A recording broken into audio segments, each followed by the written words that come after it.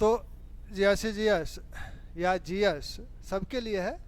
GIC वालों को तत्काल ज़रूरत है इसकी, हालांकि उनसे पहले तो पीसेस वालों को ज़रूरत है। तो यहाँ हम लोग अर्थव्यवस्था में कुछ बातें कर रहे थे, उसी में कंटिन्यू किया जाए उसको।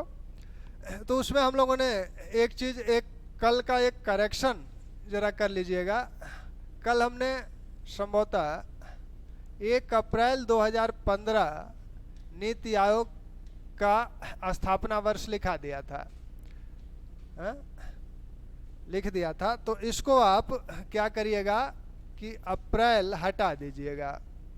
हालांकि पहले जो लोग क्लास किए थे उन लोगों को ध्यान है कि ये जनवरी है, 1 जनवरी 2015 को नीति आयोग अस्तित्व में आया था। ठीक, उस वीडियो में भी मैंने ये कहा था कि 31 दिसंबर 2014 को योजना आयोग समाप्त हो गया। तो 2014 में योजना आयोग समाप्त कर दिया गया और 1 जनवरी से यह अस्तित्व में आ गया नीति आयोग। हम लोग जो बात करने वाले थे पंचवर्षीय योजनाओं के संदर्भ में, कि पंचवर्षीय योजनाओं की जो मुख्य मुख्य बातें हैं, अक्सर उनसे प्रश्न पूछे जाते हैं, तो इसलिए उनको जानना आवश्यक है। ऐसा नहीं है कि पंचवर्षीय योजनाएं अब बंद कर दी गई तो ये हमारे लिए अप्रासंगिक हो गए। भारत के 70 वर्ष के इतिहास में, 70 वर्ष का इतिहास ये अपने आप में समेटे हुए हैं और यहाँ तक कि भारतीय डेवलपमेंट का श्रेय इन पंचवर्षीय योजनाओं को जाता है, तो इतनी आसानी से इन्हें नहीं भुलाया जा सकता।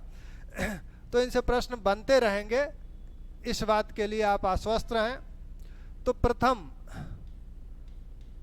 पंचवर्षीय योजना, प्रथम पंचवर्षीय योजना जो है इसका काल आप जानते हैं। यह 1951 से 56 तक चली थी। इस योजना को जिस मॉडल पर यह योजना आधारित थी उसे हैराल्ड डोमर मॉडल बोला जाता है। यह मॉडल कृषि पर बल देता है।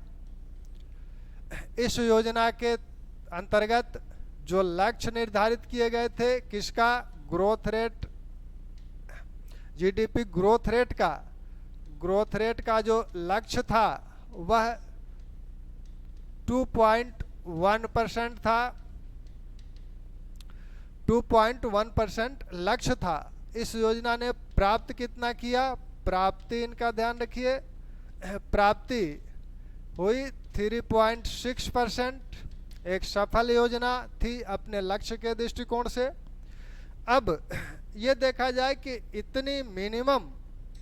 इतना छोटा लक्ष्य क्यों रखा गया, तो दरअसल यह जब योजना शुरू होनी थी उस समय की परिस्थितियां क्या थी।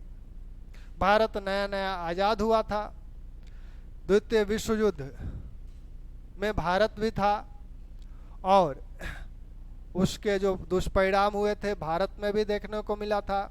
मुद्रास्फीति भी बढ़ी थी, साथ में भारत में विभाजन को भी झेला था और शरणार्थियों की समस्या भी थी, उनको बसाने की समस्या थी। तो इन सब समस्याओं से भारतीय अर्थव्यवस्था जूझ रही थी। इन्हीं समस्याओं के बीच प्रथम पंचवर्षीय योजना को शुरू किया गया। ब्रिटिश काल में भारतीय अर्थव्यवस्था डावाडोल थी। इस पंचवर्षीय योजना का मुख्य उद्देश्य जो है वो ये है कि भारतीय अर्थव्यवस्था के संतुलित विकास के लिए इस अर्थव्यवस्था को प्रिपेयर किया जाए, तैयार किया जाए। यानी अर्थव्यवस्था की गाड़ी जो पटरी से उतरी हुई है इसे पटरी पर लाया जाए। तो इसका सिर्फ यही मकसद है कि अर्थव्यवस्था की गाड़ी को पटरी पर अभी लाया जाए। इसे दौड़ाने की बात अभी नहीं सोची जा सकती। तो पहले तो इसे पटरी पर लाया जाए, फिर दौड़ाने की बात होगी।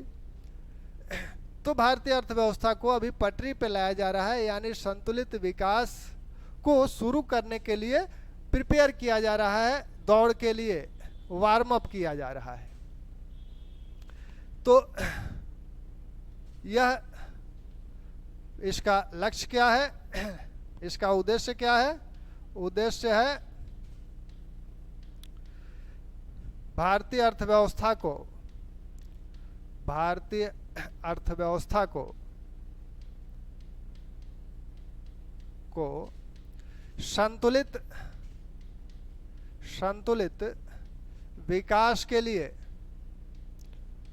विकास के लिए तैयार करना।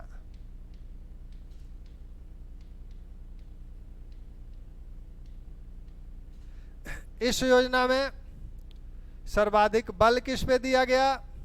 इस योजना में सर्वाधिक बल जिन क्षेत्रों पर दिया गया, कृषि, उस समय खाद्यान्न संकट भी था तो बहुत जरूरी था खाद्यान्न संकट को दूर करना।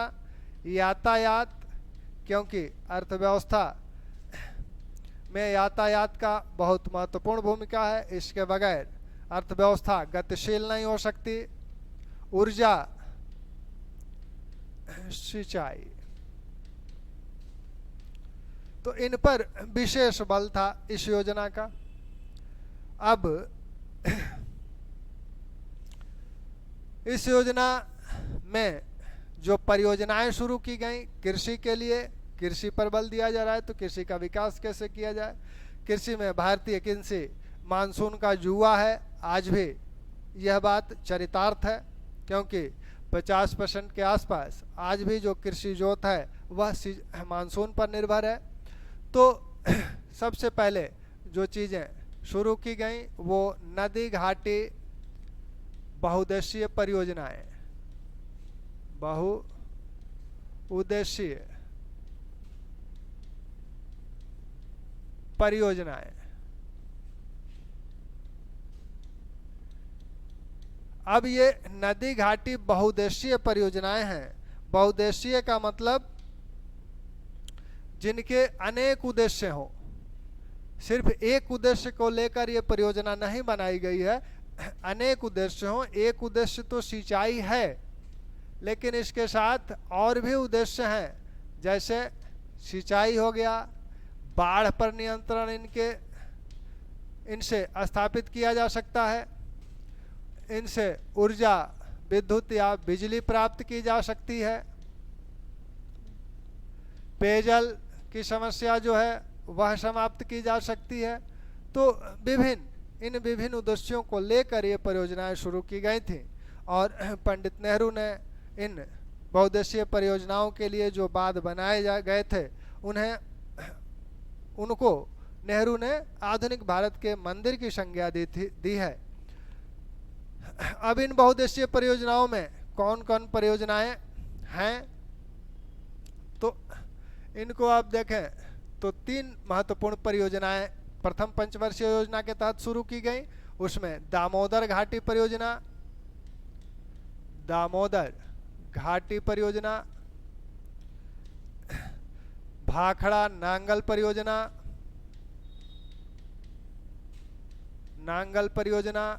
हीराकुंड परियोजना, यह बंगाल में शुरू की गई, पंजाब, उड़ीसा।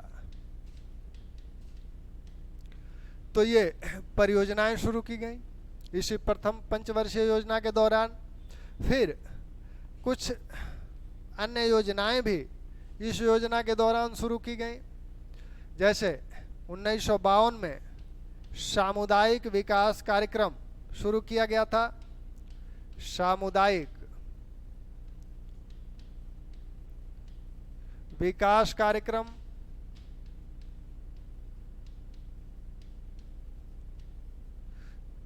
1953 में राष्ट्रीय प्रसार सेवा योजना, राष्ट्रीय प्रसार सेवा योजना शुरू की गई थी।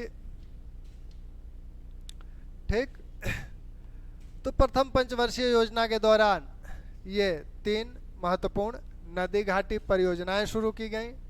उसके बाद आपके 2 ये सामुदायिक विकास कार्यक्रम और राष्ट्रीय प्रसार सेवा योजना शुरू की गई।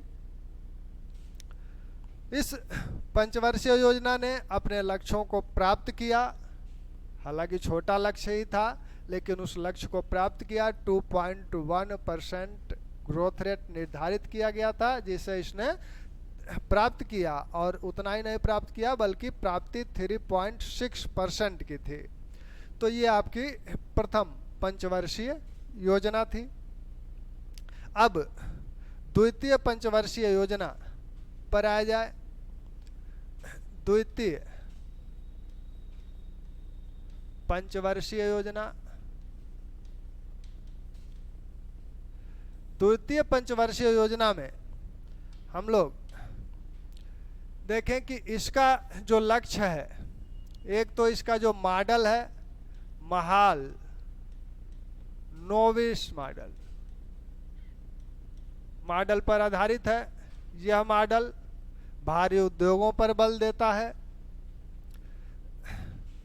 जो लक्ष्य था ग्रोथ रेट का वह निर्धारित किया गया था 4.5%।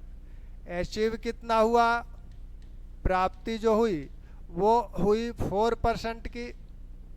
तो कुल मिला के भी ठीक ठाक स्थिति में चल रही थी। करना क्या था इसमें?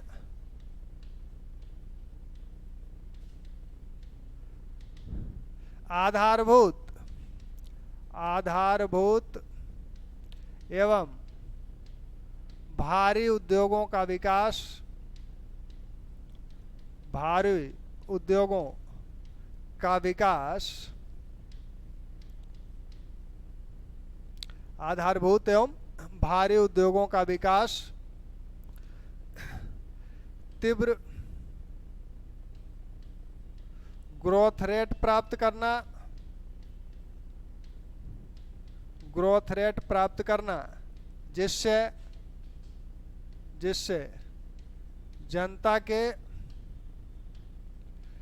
जनता के जीवन स्तर को सुधारा जा सके।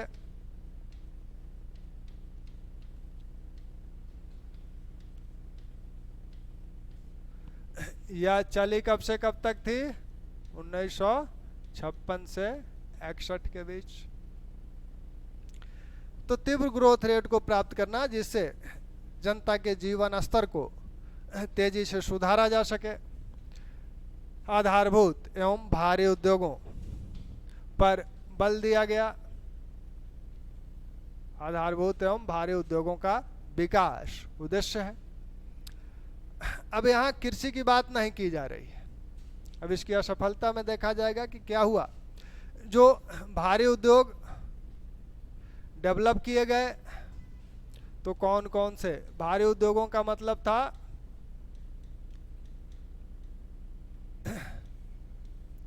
लौह इस्पात उद्योग,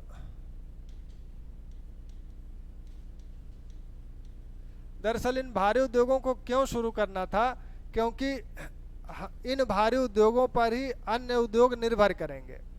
क्योंकि अगर छोटे छोटे मशीन बनाने वाला कोई उद्योग है तो उसे इस्पात चाहिए, लोहा चाहिए, वो कहाँ से प्राप्त करेगा? तो इन उद्योगों से उसे कच्चे माल मिल जाएंगे जिससे मशीनरी का निर्माण स्वयं भारत में हो सकेगा। अन्यथा भारत को मशीनरी का आयात करना होगा, उस पर अधिक विदेशी मुद्रा खर्च होगी। उतनी विदेशी मुद्रा हमारे पास है नहीं, और आगे के लिए भारत का औद्योगिकरण अगर करना है तो इन उद्योगों की स्थापना आवश्यक है। इसलिए इन उद्योगों की स्थापना हुई। आपका भिलाई लौह इस्पात उद्योग, भिलाई लौह इस्पात उद्योग इसी योजना काल में स्थापित हुआ। दुर्गापुर लौह इस्पात उद्योग, फिर आपका भिलाई, दुर्गापुर, और एक उद्योग और आपका उड़ीसा में राउरकेला लौह इस्पात उद्योग स्थापित हुआ। यह छत्तीसगढ़ में वर्तमान में है। यह आपका बंगाल में है। यह आपका उड़ीसा में है। इसकी स्थापना जर्मनी के सहयोग से हुई। इसकी स्थापना ब्रिटेन के सहयोग से हुई और इसकी स्थापना रूस के सहयोग से हुई। तो ये तीन भारी उद्योग, लौह इस्पात उद्योग इस योजना काल में शुरू किए गए। साथ में आपके चितरंजन लोकोमोटिव्स और इंट्रीगल कोच फैक्ट्री भी शुरू की गई। तो चितरंजन लोकोमोटिव्स जो शुरू हुआ,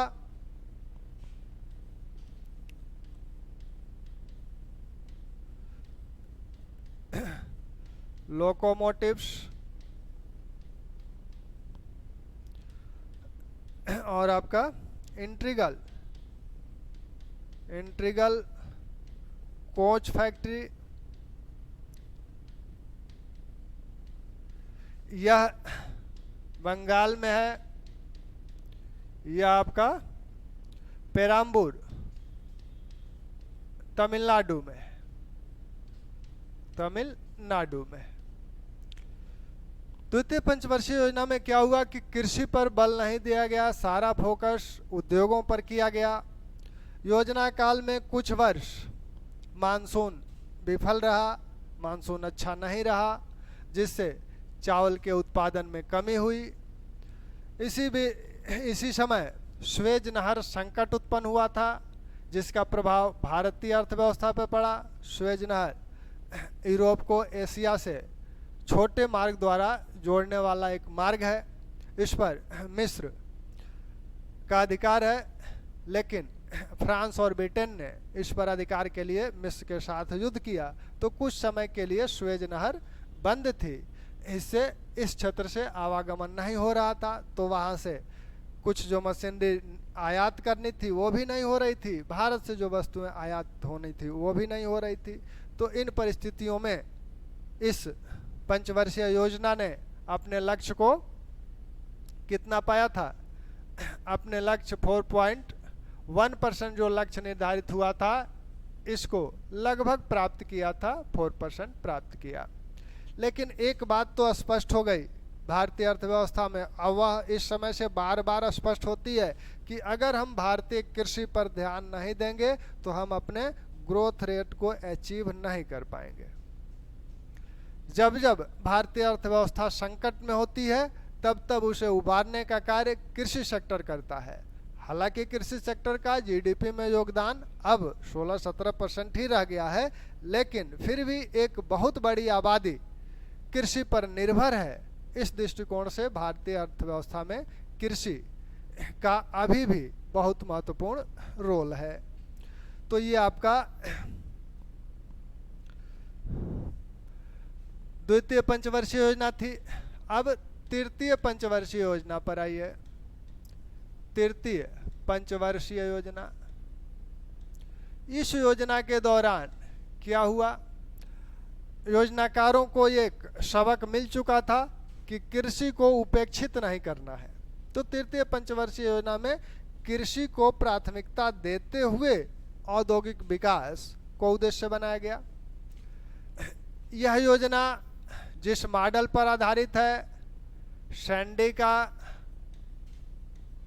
डेमोन्स्ट्रेशन मॉडल, महालनोबिस मॉडल को बिल्कुल छोड़ा नहीं गया। महालनोबिस मॉडल, साथ में सुखमय चक्रवर्ती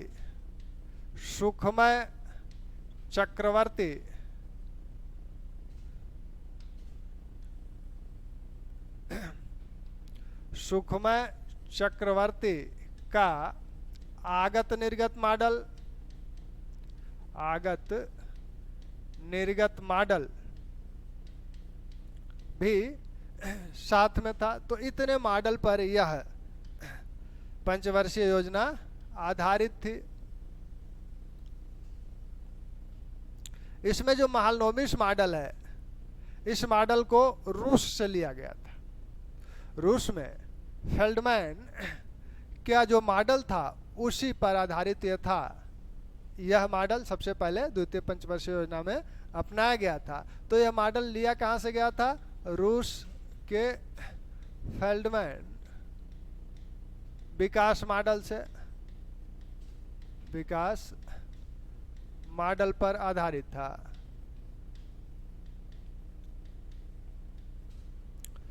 तो ये डिमॉन्स्ट्रेशन मॉडल, महालनोबिस मॉडल और आगत निर्गत मॉडल पर आधारित था।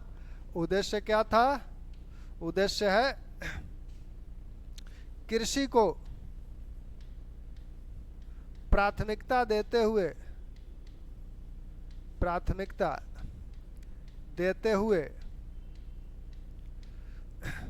भारी उद्योगों का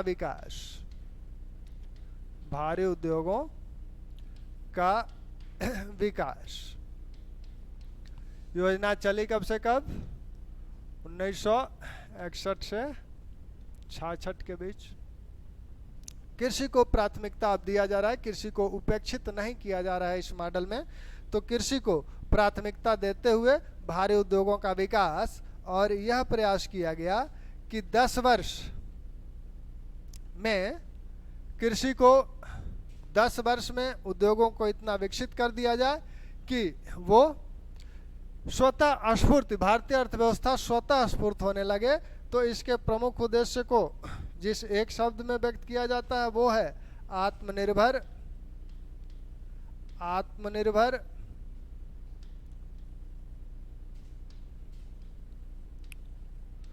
और स्वतः स्फूर्त अर्थव्यवस्था बनाना।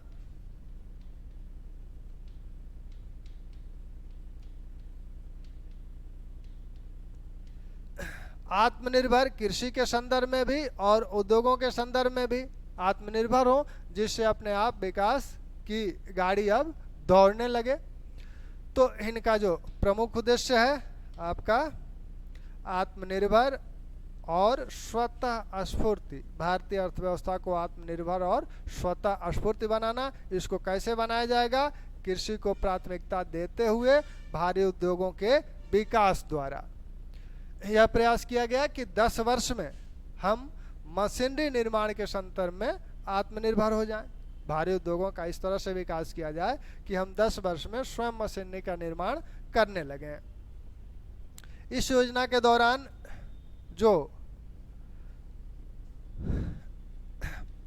योजनाएं शुरू की गई, बोकारो स्टील प्लांट इसी तृतीय योजना के दौरान शुरू हुआ।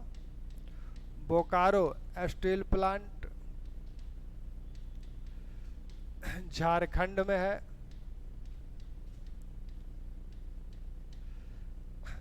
दूसरी पंचवर्षीय योजना में आपने देखा 3 स्टील प्लांट लगे थे।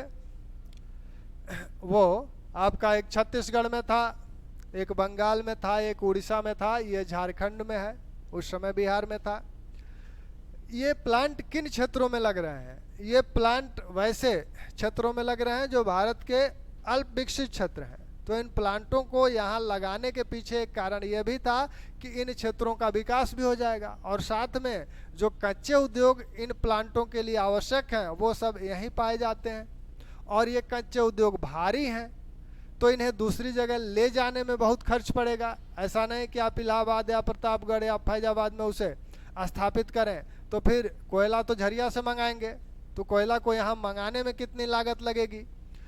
तो वो कच्चे माल भी वहाँ थे और अल्प विकसित क्षेत्र थे, तो इस बहाने वो विकसित भी हो जाएंगे। और ये जो भारी उद्योग हैं इनसे क्या होगा? रोजगार भी मिलेगा, अधिक संख्या में रोजगार की भी प्राप्ति होगी। लेकिन इनके साथ समस्या क्या है? इन भारी उद्योगों के साथ समस्या यह है कि इनमें ढेर सारी पूंजी एक बार लगती है। तो पूंजी का निवेश, एक बड़ी पूंजी का निवेश इन प्लांटों में करना होता है और तत्काल आउटपुट नहीं मिलता है। आउटपुट आपके 2, 4, 5 वर्ष बाद ही मिलेगा। तो पूंजी, एक बड़ी पूंजी की आवश्यकता होती है और आउटपुट भी धीरे से मिलता है। तो इतनी बड़ी पूंजी लगाने के लिए उस समय प्राइवेट सेक्टर तो था नहीं। हालांकि प्राइवेट स्टील प्लांट सबसे पहले प्राइवेट सेक्टर में ही लगा था भारत में, और वो सबसे ज़्यादा आइडियल पोजीशन में भी है। सबसे ज़्यादा स्टील प्लांटों में आइडियल पोजीशन में कोई प्लांट है तो वो जमशेदपुर वाला प्लांट है। जेआरडी टाटा द्वारा 1907 में स्थापित किया गया था। तो इन प्लांटों के ये लाभ थे। अन्य जो चीज़ें इस परियोजना के इस पंचवर्षीय योजना के दौरान शुरू की गई, उनमें कुछ चीज़ें बहुत ध्यान देने वाली है, उनको देखिएगा। 1964 में 1964 में यूटीआई शुरू की गई, unit trust of India. Unit trust of India, ठीक।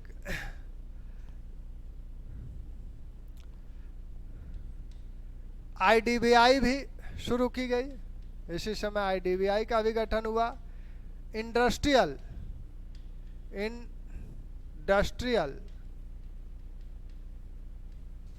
Development bank of India, bank of India, IDBI शुरू हुआ। 1965 में एफसीआई, भारतीय खाद्य निगम,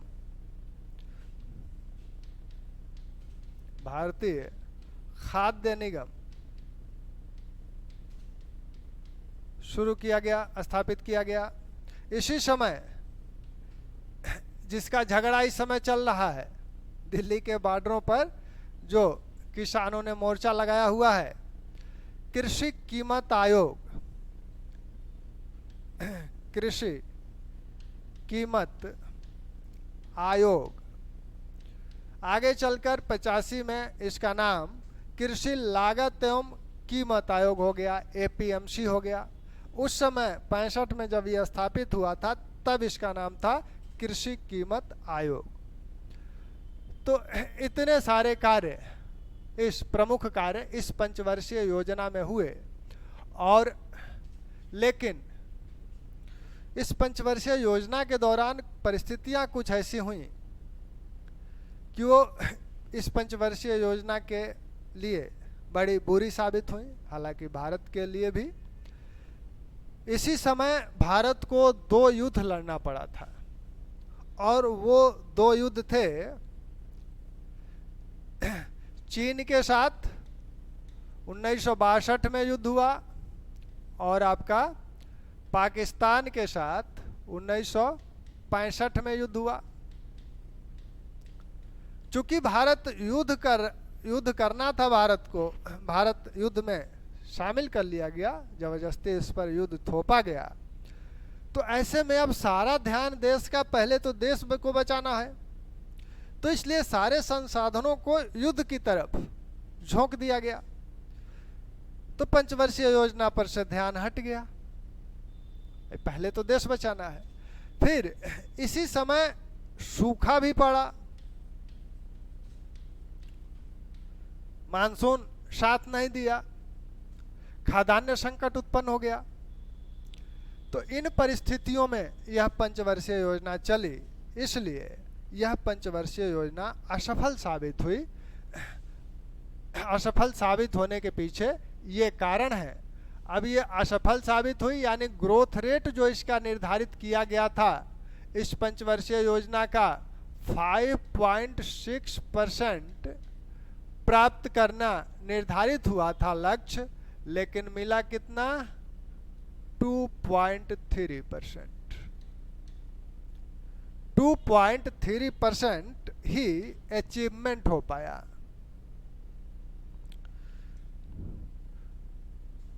2.3% ही हम लोग अचीव कर पाए, और लक्ष्य था 5.6% का।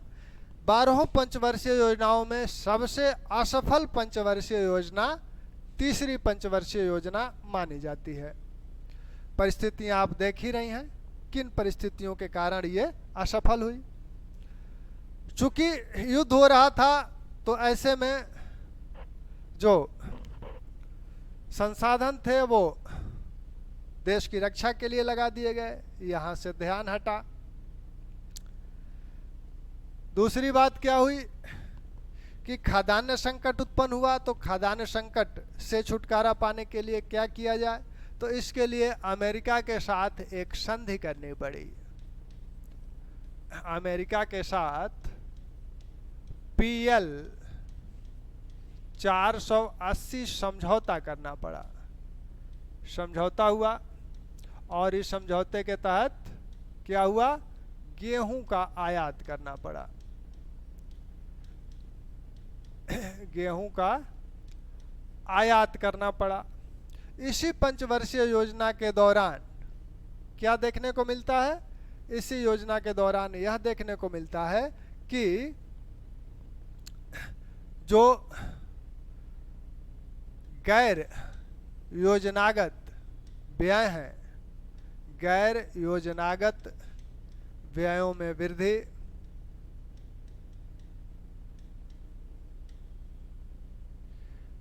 एक और परंपरा जो अच्छी नहीं मानी जानी चाहिए वो परंपरा पड़ी घाटे की वित्त व्यवस्था।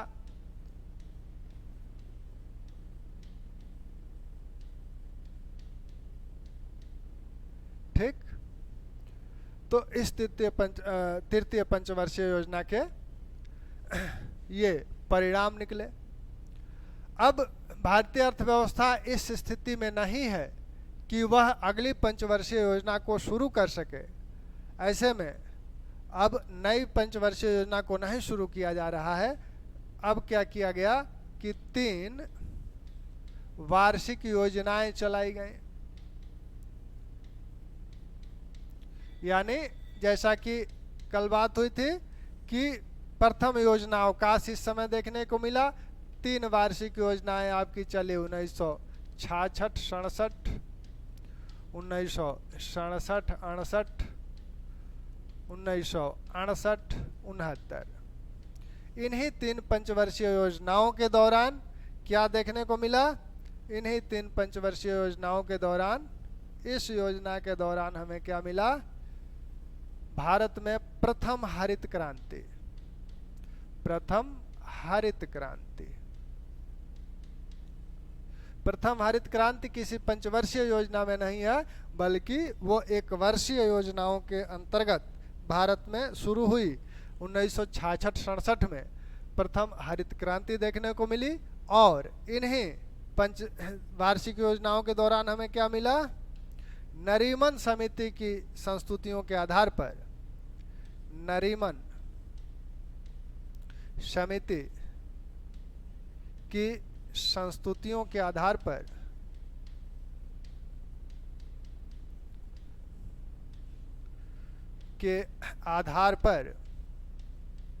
लीड बैंक योजना प्रारंभ की गई।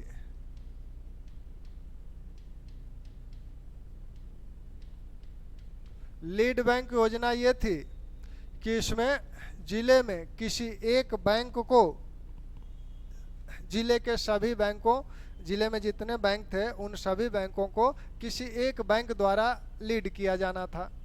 यानी जिले की जो ऋण की मांग है, उन ऋण की मांगों के संदर्भ में और बैंकिंग सुविधाएं जनता को उपलब्ध कराने के संदर्भ में किसी एक बैंक को लीड रोल दिया गया कि वह लीड करे, जिससे कि उन योजनाओं को पूरी तरह से शुरू किया जा सके।